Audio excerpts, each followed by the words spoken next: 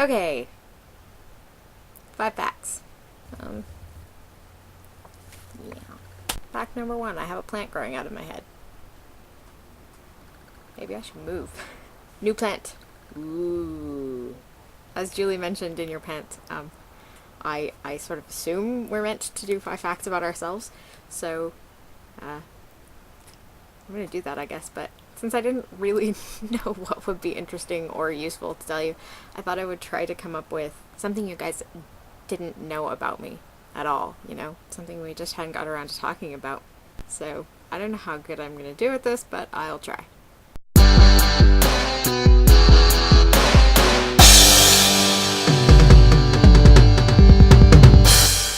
Up until I was halfway through the 4th grade, I attended a Christian school. And when you say that, people tend to think that you come from a very religious family or that you are very religious. People make very understandable assumptions about your religious background.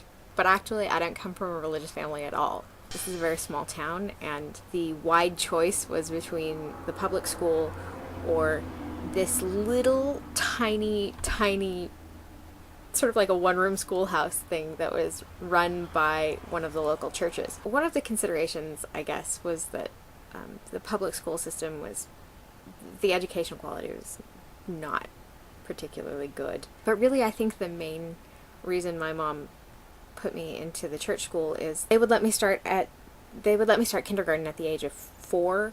And because my birthday is in January, which is after the cutoff date for the school year, the public school wouldn't let me start. They wanted me to wait another year to start kindergarten. I was really ready for school. I needed some kind of mental stimulation. There was just this little room they had in the church. Technically, there were 2 rooms because they had a separate room for the kindergartners, but everybody else, 1st grade through high school, was all in one room. As weird as it is, actually, I'm really glad that I started out in school there because the educational system was run very differently from the way the public school is run. Everybody worked at their own pace. You had these little workbooks for each subject, and you would come in every day and you had this little chart that went above your desk. You would set yourself a certain amount of pages to do in each workbook. You couldn't set yourself to do 1 page or something. You had to set yourself a certain amount of work, but you set your own goals for the day and then you sat down and you did it. You could work on whatever you wanted at any particular time. You didn't have a set time to do math and a set time to do English or whatever. You could just work on whichever subject you felt like working on, as long as you got everything done by the end of the day. If you didn't get it done, you took it home. But the idea was that you were supposed to learn to set yourself, a reasonable amount of work for the day. You were supposed to figure out how to, self-motivate and how to judge your time. The idea was that you set yourself enough work to keep you busy throughout the school day, but not so much that you had to take a lot of homework home every night. It was a tiny school, and it got tinier as the years went on, and the funding and the support dried up. Halfway through the 4th grade, the school closed down, and I started attending local public school, which was quite a culture shock. Not least of all because I was this weird kid that came from this private school, which everybody interpreted as meaning that I came from, the sort of private school that you see in movies where everybody's very rich and it's like some sort of exclusive boarding school or something. And they could not really grasp that that's not what it was like at all. I didn't know how to be in a class where everybody was doing the same thing at the same time, and I had to read out loud in class and that kind of stuff, which was weird for me because I'd never done that before, and I was really quiet, really shy. The teacher that I ended up with, unfortunately, was not very sympathetic to the fact that I was absolutely lost. The end of 4th grade was really difficult for me. It was not my favorite time in school, but it turned out okay, I guess. I survived. I have an AA from my local community college, which is for those of you who are not Americans, that's nothing. That is a useless degree, but I've got one. And I majored in music. This makes it sound like I am a talented musician. I'm actually really not. I'm kind of terrible at all of the instruments that I have ever tried to play. The thing that I was really good at and the thing that I really liked was music theory. I took 2 years of music theory with Jason Heald, who is actually apparently very, very well known in certain circles of the music world. He's won some awards from ASCAP and that kind of thing.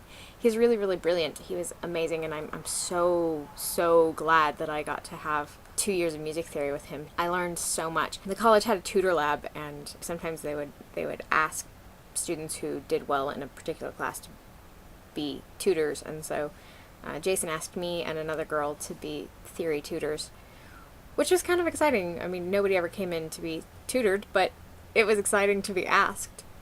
You know, made me feel like I knew what I was doing. I'm 4'11". Some of you are European. That's not helpful. Google tells me that's 150 centimeters. I suppose you can't really tell how tall somebody is if you're just watching, you know, like a Head and Shoulders video. My best friend, Amanda, whom I have mentioned before, and whose birthday is today, hi Amanda, happy birthday, is like 6 feet tall. And so the two of us look kind of ridiculous walking around together, but we've been doing it pretty much our whole lives, so we're kind of used to it now.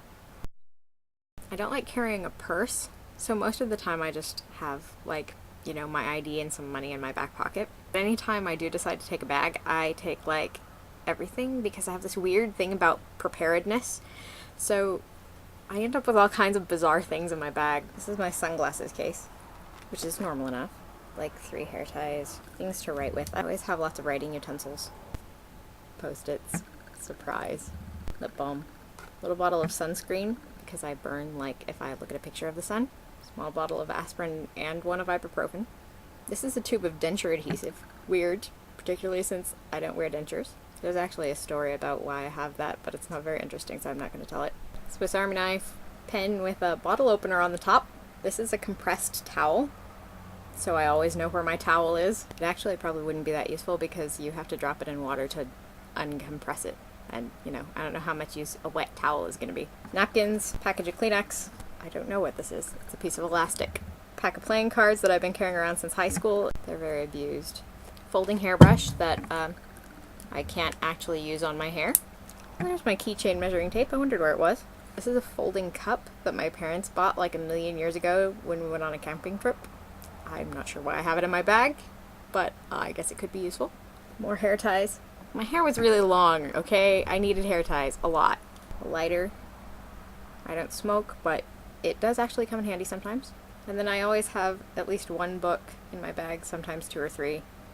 And, you know, like maybe a knitting project. And I mean, it's worse if I'm carrying my knitting bag. This stuff is bad enough. I have the knitting bag with me too. Wow. Do I seem like a crazy now? I kind of seem like a crazy now, don't I? 5th thing.